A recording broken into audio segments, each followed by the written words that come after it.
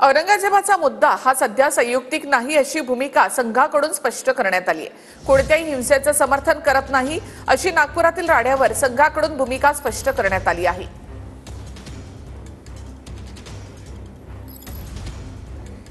नागपूर हिंसेवर आरएसएसचं भाष्य, औरंगजेबाचा मुद्दा संयुक्तिक नाही आरएसएस।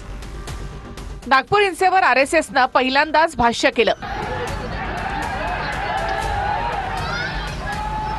नागपुरातली हिंसा ही पूर्वनियोजित असल्याचं मुख्यमंत्री देवेंद्र फडणवीस यांचं म्हणणं आहे।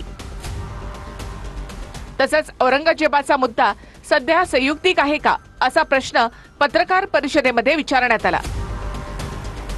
यावर आरएसएसचे अखिल भारतीय प्रचार प्रमुख सुनील आंबेकर यांनी भूमिका स्पष्ट केली। See, any type of violence is not good to the health of the society, and I think police are have taken the cognizance of it, and so I think they will go into the details, and that's the point. Is Aurangzeb relevant today? Do you think the tomb should be moved? I think not relevant. Sunil आंबेकरांचा बाप आहे औरंगजेब, असं मी नाही म्हणणार।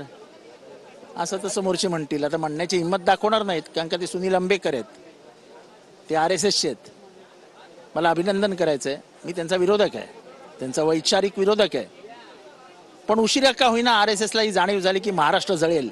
आरएसएसला उशिरा सुटलेलं शहाणपण आहे का हा प्रश्न या ठिकाणी निर्मित होते आहे। बजरंग दल आणि विश्व हिंदू परिषदेने त्यावेळेस महाराष्ट्रामध्ये याचा उद्रेक सुरू केला, त्यावेळेस आरएसएस का बोललं नाही, या सगळ्या प्रश्नाचं उत्तर त्यांना द्यावं लागणार आहे। नागपुरातल्या हिंसाचारावर विश्व हिंदू परिषदेनं सुद्धा आपली भूमिका स्पष्ट केली। विश्व हिंदू परिषदेनं संविधानिक मार्गाने आंदोलन केलं होतं। त्या आंदोलनामुळे हिंसाचार भडकला असं म्हणणं चूक असल्याचं गोविंद शेंडे म्हणाले। आमचं आंदोलन शांतीपूर्ण संपलं, सगळे कार्यकर्ते आपल्या आपल्या घरी चालले गेले।